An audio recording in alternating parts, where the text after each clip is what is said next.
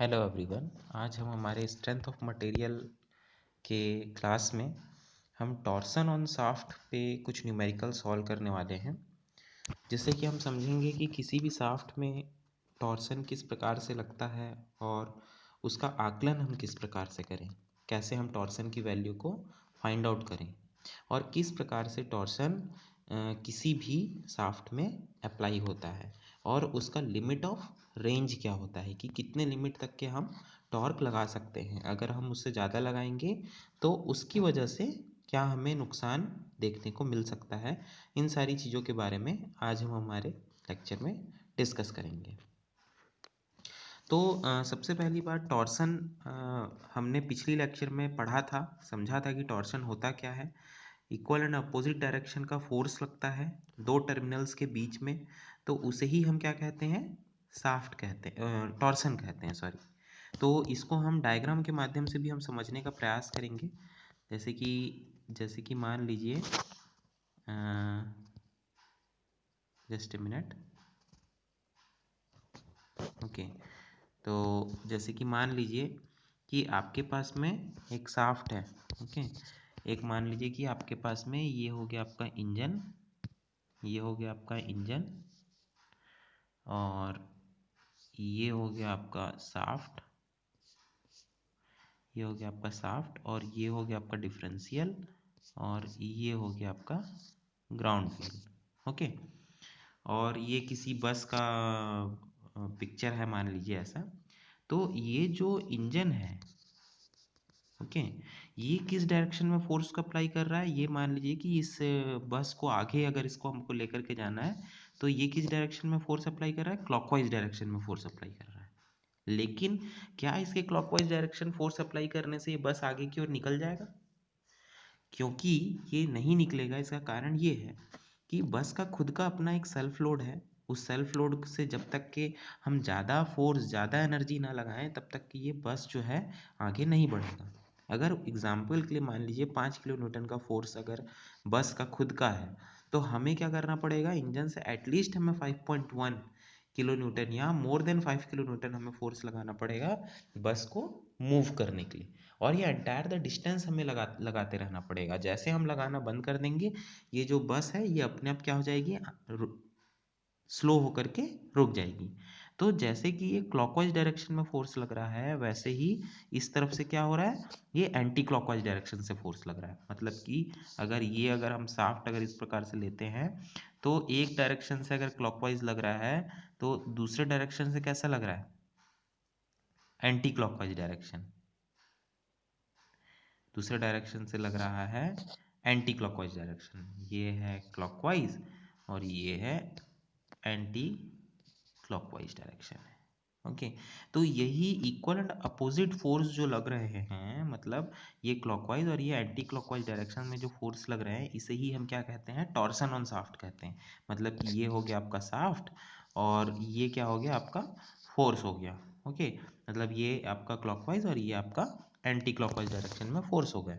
तो इसी के बारे में हमें स्टडी करनी है। अच्छा, दूसरी बात क्या होती है कि मान लिया जाए कि कोई शाफ्ट है और उस शाफ्ट में अगर हम फोर्स लगा रहे हैं, जैसे कि यहाँ पर आपको देखने को मिल सकता है, जैसे कि मान लीजिए कि ये शाफ्ट है और इसमें अगर हम फोर्स लगा रहे हैं इस डायरेक्शन में, एंटी क्लॉकवाइज डायरेक्शन में, तो जो इसका जो एक्सिस जो रहता है उसके अलोंग, यहाँ पर तो हमें नहीं देखने को मिलेगा, इस जगह पर तो नहीं, बट इस जगह में ये हल्का सा ये बेंड होता है। ये हल्का सा जो ये जो दिख रहा है आपको, ये क्या होता है, ट्विस्ट होता है, इतना सा ये ट्विस्ट हो जाएगा।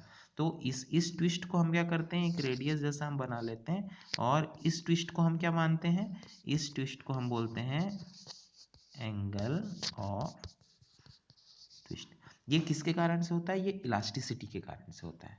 मतलब जब हमारे शाफ्ट में इलास्टिसिटी की वैल्यू हो, मतलब कि हम जो भी फोर्स लगा रहे हैं वो फोर्स को जैसे ही हम रिलीज करेंगे वो अपने वापस ओरिजिनल शेप साइज में चला जाना चाहिए। इसका मतलब कि वो इलास्टिक लिमिट के अंतर्गत हम ये फोर्स को अप्लाई कर रहे हैं। अगर मान लीजिए कि प्लास्टिकली डिफॉर्म हो जाता है तो उससे क्या होगा, हमारा जो प्रोपेलर शाफ्ट है वो ख़राब हो सकता है और हो सकता है कि दूसरे या तीसरे बार के एप्लीकेशन ऑफ लोड में हो सकता है कि ये फेल भी हो जाए हमारा शाफ्ट। तो इसलिए हम ये ध्यान रखते हैं कि हमारा जो भी रिक्वायरमेंट है उससे ज़्यादा मजबूत, उससे 4-5 गुना ज़्यादा फैक्टर ऑफ सेफ्टी लेते हुए हम अपने शाफ्ट को डिज़ाइन करें।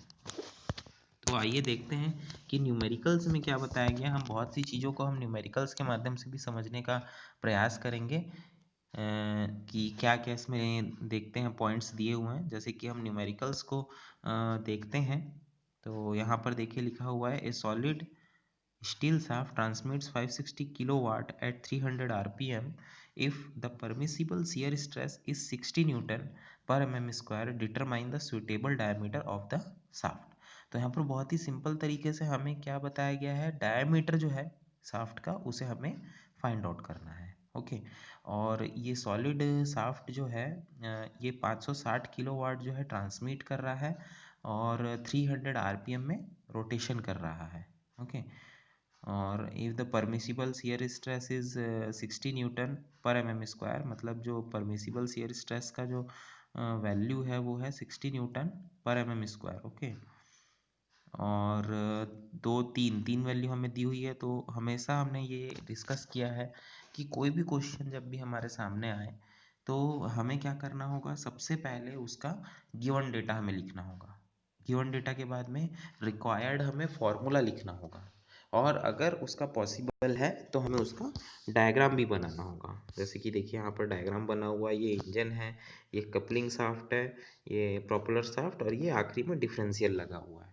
ओके, ये कपलिंग है और ये शाफ्ट है और ये डिफरेंशियल है। यहाँ पर हमें डायमीटर और शाफ्ट हमें फाइंड आउट करना है। तो देखिए जो पावर जो दिया हुआ है वो है 560 किलोवाट, रोटेशन जो दिया हुआ आरपीएम में वो है 300 आरपीएम। परमिसिबल शियर स्ट्रेस जो है मतलब जो शियर स्ट्रेस हम लगा सकते हैं, इससे ज़्यादा हम शियर स्ट्रेस लगाएंगे तो हो सकता है कि हमारा शाफ्ट में प्लास्टिसिटी आ जाए, प्लास्टिक कैटेगरी के अंतर्गत चला जाए। तो परमिसिबल शियर स्ट्रेस जो है वो भी हमें 60 न्यूटन पर mm स्क्वायर दिया हुआ है। अब जो है यहाँ पर देखिए शाफ्ट का डायमीटर जो निकालने की बात हो रही है, इसके लिए दो फॉर्मूले हमारे सामने। पहला है P equals to power equals to 2π/NT/60। देखिए यहाँ पर लिखा हुआ है, शायद आप लोगों के स्क्रीन में दिख रहा होगा। तो पहला फॉर्मूला है P इक्वल्स टू 2π/NT/60 और T, okay, T equals to torque equals to π/16 FS D cube. Okay, तो यहाँ पर सारे वैल्यूज हमारे सामने में है। N पता है, T पता है,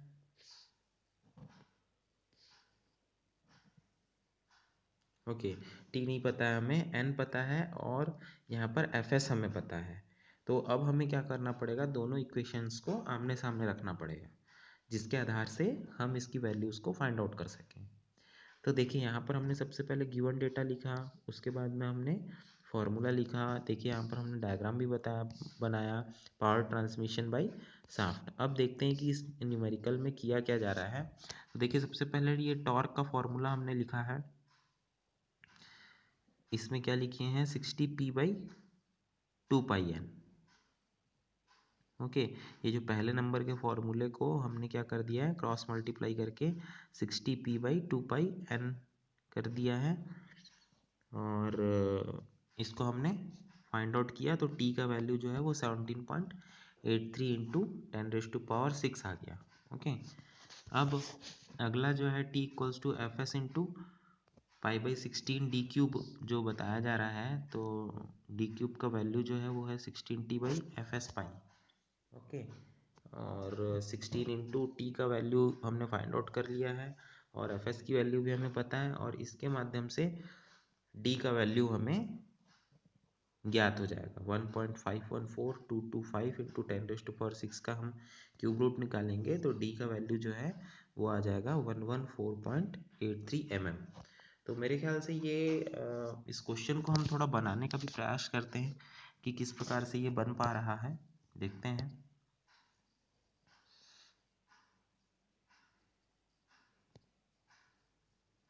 ओके, तो वाइट बोर्ड में हम इसे बनाने का प्रयास करते हैं। देखिए यहाँ पर हमें जो पावर ट्रांसमिशन है वो हमें दिया हुआ है 560 वाट। ओके, रोटेशन पर मिनट दिया हुआ है 300 RPM। ओके, और परमिसिबल शियर स्ट्रेस दिया हुआ है 60 न्यूटन पर mm² हमें दिया हुआ है। ओके, तो ये सारी वैल्यूज़ हमें दी हुई है। अब इसके बाद में हमें दो फार्मूला यहाँ पर लगाना है। दो फार्मूला कौन कौन सा है? एक है P equals to 2π/NT/60।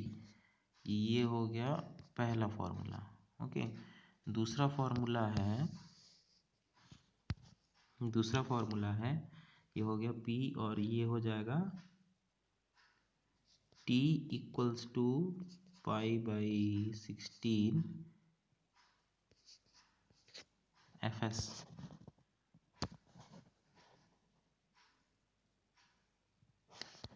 Fs। D cube. तो ये हो गया आपका दूसरा फॉर्मूला। ओके, तो ये दो फॉर्मूले के माध्यम से हमें क्या करना है, यहाँ पर डायामीटर को हमें फाइंड आउट करना है। तो बहुत ही सरल तरीके से हम इसे फाइंड आउट करने का प्रयास करेंगे। देखिए, ये जो फॉर्मूला है, ये वाला जो फॉर्मूला है, इस फॉर्मूले को हम अपने हिसाब से मॉड्यूलेट करेंगे। ये P जो है ये नीचे ट्रांसफ़र हो जाएगा, और इस इक्वेशन को हम कैसे लिख सकते हैं, देखिए T हमें फाइंड आउट करना है। सबसे पहले T लिख लेते हैं। T इक्वल्स टू, ओके, तो इस इक्वेशन को हम उल्टा कर लेते हैं। ये हो जाएगा 60p डिवाइडेड बाई 2πn। ऐसा हो जाएगा ये इक्वेशन। ओके, 60p ऊपर हो जाएगा, 2πn नीचे चला जाएगा। ये जो 2πn है ये नीचे चले जाएगा, p के नीचे चले जाएगा। तो देखिए वही हुआ, 60 जो है ऊपर गया, ये 60 ऊपर चला गया, और 2πnt नीचे आ गया, तो ये 2πn नीचे आ गया। अब बचा ऊपर में केवल t।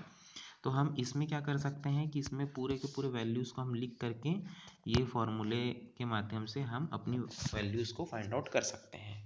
ओके, तो अब देखते हैं 260p इसमें हम सॉल्व कर सकते हैं कि, है ना। तो यहाँ पर देखिए t equals to 60 into P का जो वैल्यू है वो कितना है, p का वैल्यू है 560। ओके, तो p का वैल्यू है 560 बाई 2π, और n का वैल्यू है 300। ओके, तो इसको जब सॉल्व करेंगे 60 इंटू 560 डिवाइडेड बाई 2π इंटू 300 को जब हम सॉल्व करेंगे तो हमारे पास क्या वैल्यू आएगा t का, हमारे पास में आएगा 17.83 इंटू 10⁶। ये आ जाएगा 17.83 इंटू 10⁶ न्यूटन mm²। ये वैल्यू आ जाएगा। ओके, ये हो जाएगा टी का वैल्यू। अब हम आगे देखते हैं, ये हो जाएगा टी का वैल्यू। अब देखते हैं हम,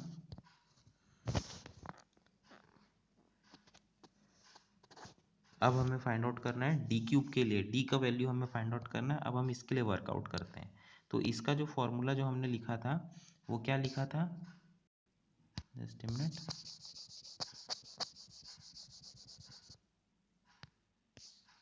इसका फॉर्मूला जो हमने लिखा था, देखिए ये टी का ये वाला वैल्यू आया है। अब इसी के आगे और क्या लिख सकते हैं, टी इक्वल्स टू π/16 Fs और डी क्यूब।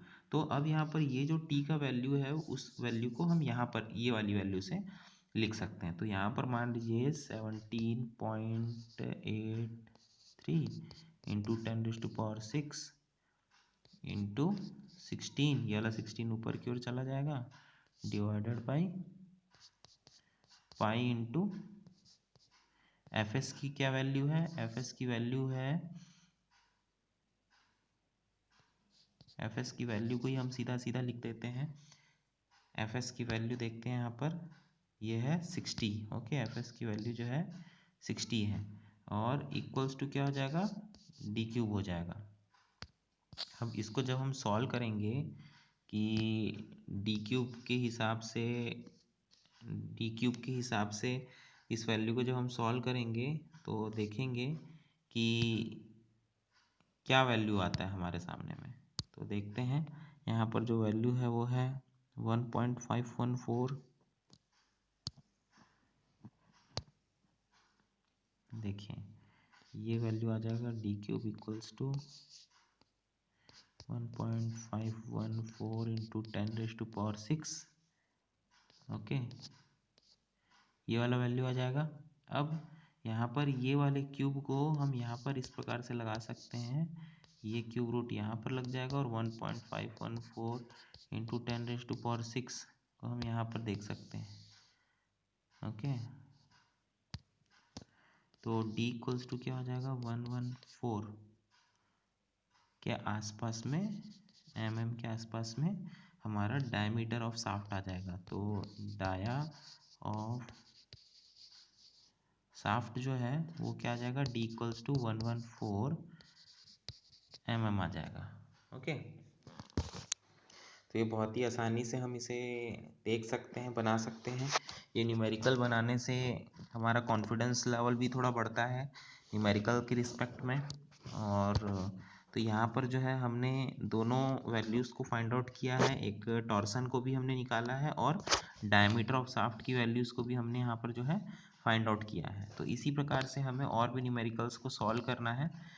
तो आई थिंक सो कि ये आप लोगों को पहला न्यूमेरिकल बहुत ही आसानी से समझ में आया होगा वाइट बोर्ड के माध्यम से। अब हम अपने दूसरे न्यूमेरिकल को हम समझने का प्रयास करते हैं, देखते हैं कि यहाँ पर क्या क्या न्यूमेरिकल में बताया गया है और क्या पूछा जा रहा है न्यूमेरिकल में। तो देखिए, a solid circular shaft is required to transmit 600 kilowatt at 110 rpm. The maximum torque exceeds mean by 10% if the allowable shear stress is 60 Newton per mm square and twist in 3 meter length is not to exceeded by 1 degree. Determine the dia of the shaft. Take C equals to 80 kilonewton per mm square. Okay, तो यहाँ पर देखिए ये question थोड़ा सा लंबा है और इसमें हमें बहुत सारी वैल्यूज़ दी हुई हैं। ऑलमोस्ट हमें 5 से 6 वैल्यूज़ इसमें दी हुई हैं। ओके, तो इसमें अब देखने से हमें ये देखने को मिल रहा है कि ये 5 से 6 जो वैल्यूज़ हैं, ये सब वैल्यूज़ को हम कैसे कैसे हम अप्लाई करें फॉर्मूले में। और यहाँ पर देखिए हमें जो डिटरमाइन करना है वो डायमीटर ऑफ शाफ्ट हमें फाइंड आउट करना है। तो आइए देखते हैं। देखिए यहाँ पर गिवन डेटा में ऑलमोस्ट जैसा कि हमने बताया 6 वैल्यू हमें दी हुई है। जैसे पावर टू बी ट्रांसमिटेड, मतलब ट्रांसमिट क्या हो रहा है यहाँ पर, पावर ट्रांसमिट हो रहा है। शाफ्ट जो है ये क्या करता है, पावर को ट्रांसमिट करता है from one place to another. Okay, तो अब क्या है, P जो है पावर जो है वो है 600 किलोवाट, N जो है रोटेशन पर मिनट, ओके, आरपीएम ये है 110 RPM. FS permissible shear stress है 60 न्यूटन पर एम एम स्क्वायर। सी जो है मॉडुलस ऑफ रिजिडिटी वो है 80 किलो न्यूटन पर एम एम स्क्वायर। थीटा जो है 1 डिग्री और 1 इंटू पाई बाई 180। ओके, तो यहाँ पर जो 1 डिग्री से हमें रेडियन में हमें कन्वर्ट करना होगा। यहाँ पर ये 1 डिग्री जो दिया हुआ है इसे हमको रेडियन में कन्वर्ट करने के लिए पाई बाई 180 से हम इसे मल्टीप्लाई करते हैं। और लेंथ हमें दिया हुआ है 3 मीटर, जिसे कि हम एमएम में ले लेंगे क्योंकि हमें permissible shear stress modulus of rigidity की जो यूनिट्स है वो एमएम में है। तो हम लेंथ को भी क्या कर लेंगे, एमएम में हम कन्वर्ट कर लेंगे। अब यहाँ पर देखिए हमारे सामने में कुछ बेसिक फार्मूलेज यहाँ पर लगे हुए हैं। उन फार्मूले के माध्यम से हम इसे निकालने का प्रयास करते हैं। टी एवरेज या पावर ट्रांसमिशन का जो फॉर्मूला है 2π/NT/60 है ना, P इक्वल्स टू 2π/NT/60, जैसा कि हमने पिछले इक्वेशन में किया था। तो यहाँ पर उसी को ही मॉडिफाई करके टी एवरेज निकालने का प्रयास किया गया है। और टी मैक्स को हम 1.10 से हम मल्टीप्लाई करते हैं क्योंकि यहाँ पर लिखा हुआ है टॉर्क जो है एक्सीड होता है बाई 10%। तो यहाँ पर ये टी एवरेज रहेगा और टी मैक्स जो रहेगा वो 1.10 से, क्योंकि 10% एक्सीड हो रहा है टॉर्क, इसलिए हम 1.10 से हम मल्टीप्लाई करेंगे टी एवरेज को, तो हमारा टी मैक्स निकलेगा। अब स्ट्रेंथ के लिए देखिए हम यहाँ पर टी मैक्स के फॉर्मूले से हम यहाँ पर डायमीटर को भी फाइंड आउट कर लेंगे। बहुत ही सिंपल है, जैसे कि हमने पिछले न्यूमेरिकल में बनाया था बस वैसा ही है। और यहाँ पर देखिए फॉर स्टिफनेस के लिए ये टॉर्क इक्वेशन है T max by J equals to C theta by L. तो इस इक्वेशन के माध्यम से भी अगर हम सॉल्व करते हैं तो pi by 32 d⁴ equals to T max into L by C theta. तो यहाँ पर हमें क्या देखने को मिल रहा है कि हमारा जो वैल्यू है वो हमें डी का वैल्यू जो है वो 188 दिख रहा है। तो from equation 1 and 2 in diameter maximum dia is considered for the shaft. तो मैक्सिमम डायमीटर हमें हमेशा कंसिडर करना है शाफ्ट की ज़्यादा से ज़्यादा मजबूती के लिए, ज़्यादा से ज़्यादा फैक्टर ऑफ सेफ्टी के लिए, तो ज़्यादा से ज़्यादा स्ट्रेंथ के लिए। तो इसीलिए जो हमारे सामने में दो वैल्यूज़ आ रही हैं, एक तो 169.27 और दूसरा है 188.10। तो ये दोनों वैल्यूज़ को में सबसे ज़्यादा जो वैल्यू है शाफ्ट की वो है 188.10 mm। तो हम इसी वैल्यू को हम क्या करेंगे, कंसिडर करेंगे। तो 188 mm को हम 19 सेंटीमीटर भी लिख सकते हैं लगभग, जैसा कि आपको स्क्रीन में दिख रहा है। तो यहाँ पर हम देखते हैं, तो इस इक्वेशन को बनाने के लिए देखिए हमें 3 फॉर्मूले की आवश्यकता पड़ी है। जैसे कि देखिए एक तो ये वाला फॉर्मूला हो गया, हम देखते जाते हैं। एक ये वाला फॉर्मूला हो गया P equals to 2π/NT/60। Okay, तो यहाँ पर हम क्या करते हैं, हमेशा ये 60 को हम यहाँ पर लेकर के जाते हैं और P के साथ, और 2πN को हम नीचे की ओर लेकर के जाते हैं। तो क्या हो जाता है, P into 60 divided by 2πN equals to क्या हो जाता है, T हो जाता है। T को हम ऊपर ही रखते हैं। तो ये एक इक्वेशन हो गया, ये एक इक्वेशन हो गया। और दूसरा इक्वेशन हम देखते हैं, दूसरा इक्वेशन हम देखते हैं। दूसरा इक्वेशन है T equals to π/16 into F S into D cube. तो यहाँ पर भी हम क्या करते हैं कि T इंटू 16 करते हैं, ये वाले 16 को ऊपर ट्रांसफर करते हैं, divided by pi into F S करते हैं इक्वल्स टू डी क्यूब करते हैं। अब जो भी वैल्यू आता है उसे हम क्या कर देते हैं, अंडर रूट क्यूब के T into 16 divided by pi into F S करते हैं। ओके, इक्वल्स टू क्या हो जाता है, डाया हो जाता है। अब ये तो हो गया दोनों के दोनों सिंपल तरीके से। अब अगर हम इसी को ही अगर हम आगे अगर देखें तो और भी फॉर्मूले के माध्यम से हम इसे सॉल्व कर सकते हैं। तो उसे हम देखते हैं। देखिए यहाँ पर अदर फॉर्मूले जो हैं ये है T max by J, T by J C theta by L. Okay, तो ये देखिए ये हो जाएगा T max by J equals to C theta by L. तो ये जो हो गया ये टॉर्क हो गया है ना। टी एवरेज को हम 1.10 से हमने मल्टीप्लाई कर दिया ताकि हमें टी मैक्स मिल सके।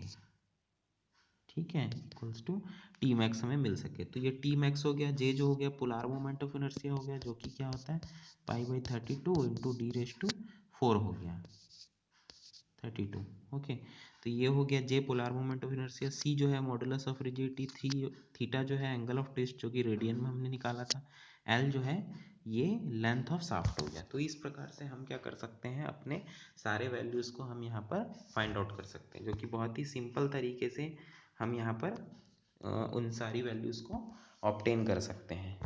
ओके, तो अब जो है हम और आगे के कुछ न्यूमेरिकल्स को देखने का प्रयास करते हैं कि बाकी के न्यूमेरिकल्स में किस प्रकार से हमें वैल्यूज़ देखने को मिल रही है। तो देखिए ये इक्वेशन बहुत ही सिंपल है, आप इसे खुद भी अपने से प्रैक्टिस कर सकते हैं।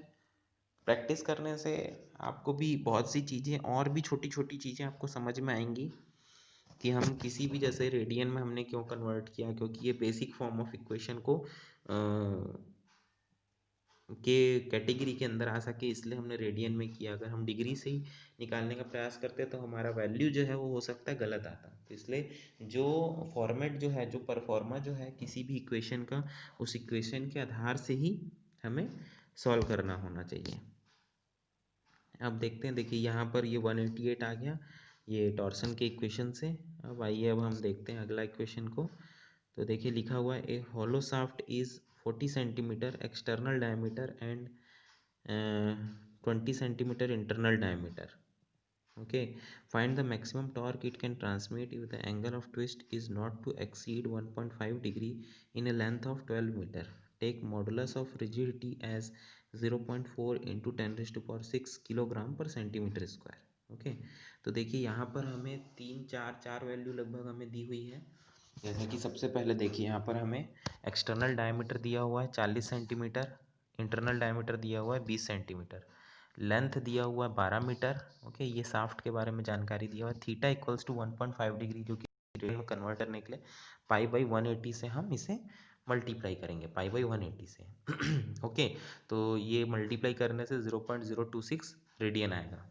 और सी जो है मॉडुलस ऑफ रिजिडिटी की वैल्यू भी हमें यहाँ पर दी हुई है 0.4 into 10⁻6 kilogram per centimetre square. Okay, अब मैक्सिमम टॉर्क की जो वैल्यू है देखिए T equals to C theta into J by L. ये कौन सा फॉर्मूला था? ये था T by J equals to C theta by L को हमने यहाँ पर डायरेक्ट फॉर्म में हमने यहाँ पर क्रॉस मल्टीप्लाई करके जिस वैल्यू को हमें फाइंड आउट करना है वो वैल्यू के आधार से हमने यहाँ पर लिख दिया है। अब इसमें जब हम पूरी वैल्यूज़ को जब हम सब्सटीट्यूट कर रहे हैं, जैसे कि ये हॉलो शाफ्ट है, तो J polar moment of inertia का फॉर्मूला क्या होगा? Pi by 32 into capital D raise to 4 minus small D raise to 4। Okay, ये हमने पिछले लेक्चर में भी हमने देखा था, समझा था। अब इसी के आधार से जब हम टॉर्क को हम फाइंड आउट करते हैं पाई बाई 32 और ये कैपिटल डी का स्क्वायर माइनस स्मॉल डी का स्क्वायर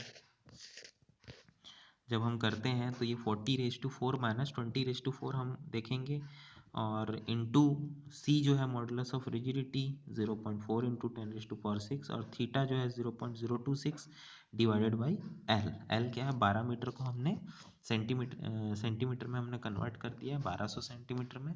अब ये सारी चीज़ों को जब आप सॉल्व करोगे तो सॉल्व करने से आपको क्या मिलेगा? ये वाला वैल्यू आपके सामने आ जाएगा 2042035.2 किलोग्राम सेंटीमीटर। अब इसे हमको क्या करना पड़ेगा? किलोग्राम से सेंटीमीटर से हमें मीटर में कन्वर्ट करेंगे तो पॉइंट जो है डेसिमल जो है वो 3 टुवर्ड्स लेफ्ट की ओर में शिफ्ट हो जाएगा। तो ये क्या हो जाएगा?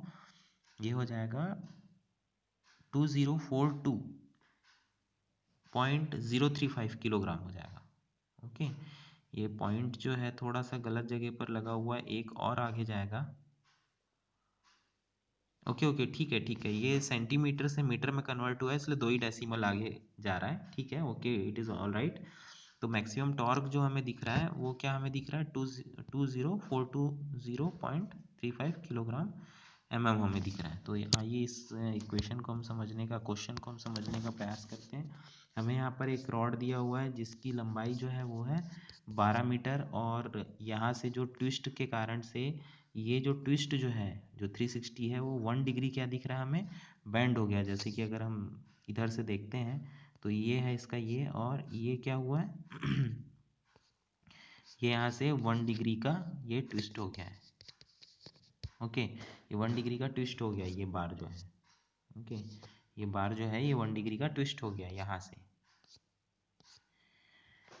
ओके, तो इस 1 डिग्री के ट्विस्ट को हमें रेडियन में जब कन्वर्ट करना है तो हम 1 इंटू पाई बाई 180 करते हैं, जिससे कि जो भी वैल्यू हमें आता है उसके हम अप्लाई करते हैं हमारे क्वेश्चन में, आंसर सॉल्यूशन में। ओके, तो अब देखिए यहाँ पर किन किन फॉर्मूलेस का उपयोग किया गया है उसे हम केयरफुली ऑब्जर्व करते हैं। तो यहाँ पर सिंपल सा एक ही फॉर्मूले के माध्यम से यहाँ पर बनाया गया है। तो इस फॉर्मूले को भी हम देखते हैं। देखिए यहाँ पर है T by J into C theta by L. Okay, तो अब क्या है? हमें फाइंड आउट करना है टी। तो बहुत ही सिंपल है, सी को हम यहाँ पर ऊपर की ओर शिफ्ट कर देंगे, बहुत ही सिंपल है।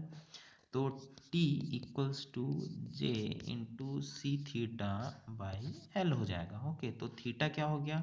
थीटा हो गया 1 इंटू पाई बाई 180। सी क्या हो गया? 0.4 इंटू 10⁻4 जो मॉडुलस ऑफ रिजिडिटी की वैल्यू थी। जे क्या हो गया? जे हो जाएगा पाई बाई 32 इंटू कैपिटल डी का स्क्वायर माइनस स्मॉल डी का, सॉरी क्यूब हो जाएगा, डी रेज टू 4 हो जाएगा। ओके, अब ये जो है इसका साफ्ट जो है कुछ इस प्रकार से था, उसको थोड़ा सा ध्यान देने वाली बात है। ये हो गया इसका आउटर डायमीटर जो कि कितना था? जो कि था 40 सेंटीमीटर। ओके, और ये इसका अंदर से क्या है? ये खोखला है, अंदर से खोखला है, तो इसका जो डायमीटर है वो है d इक्वल्स टू 20 सेंटीमीटर। अंदर से क्या है, ये खोखला है, हॉलो है, ऐसा टाइप का है ये अंदर से ऐसा। तो अंदर का डायमीटर हो जाएगा ये d, और बाहर का ये हो जा रहा है 40 सेंटीमीटर। तो इस चीज़ को हमें ध्यान देते हुए चलना है।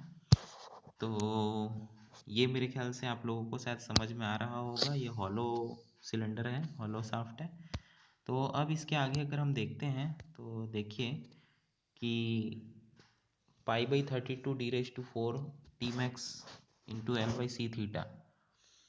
तो ये टी मैक्स जो है ये सिंपल से फॉर्मूले से ही बनाया गया है। देखिए यहाँ पर इस इक्वेशन को अगर हम बहुत केयरफुली अगर हम ऑब्जर्व करें तो ये देखिए यहाँ पर ये गिवन डेटा लिखा हुआ है, और गिवन डेटा के बाद में देखिए ये फॉर्मूला जो है T/J इक्वल्स टू C⁻⁴ उसी फॉर्मूले को ही थोड़ा सा और एक्सप्लोर किया गया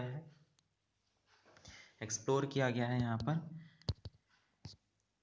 अब यहाँ पर t equals to π/32 into 40⁴ minus 20⁴ into 0.4 into 10⁶ into 0.026 divided by 1200। तो इसके माध्यम से हमें मैक्सिमम टॉर्क की वैल्यू यहाँ पर फाइंड आउट हो जाएगी, जो कि है 20420.35 किलोग्राम मीटर। तो आप सभी लोग जो है ये सब इक्वेशंस को के माध्यम से आप लोग पढ़िए, इसे समझिए और देखिए। ये सब नोट्स आप लोगों को शायद अवेलेबल होंगे, तो इसको पढ़ करके बनाने का प्रयास करिए आप लोग, जिससे कि आप लोगों का कॉन्फिडेंस लेवल और बढ़े क्वेश्चन को बनाने के रिस्पेक्ट में। और तो आज का लेक्चर हम यहीं पर ख़त्म करते हैं। हमारे इस वीडियो लेक्चर में बने रहने के लिए आप सभी लोगों का बहुत बहुत धन्यवाद। Thank you very much.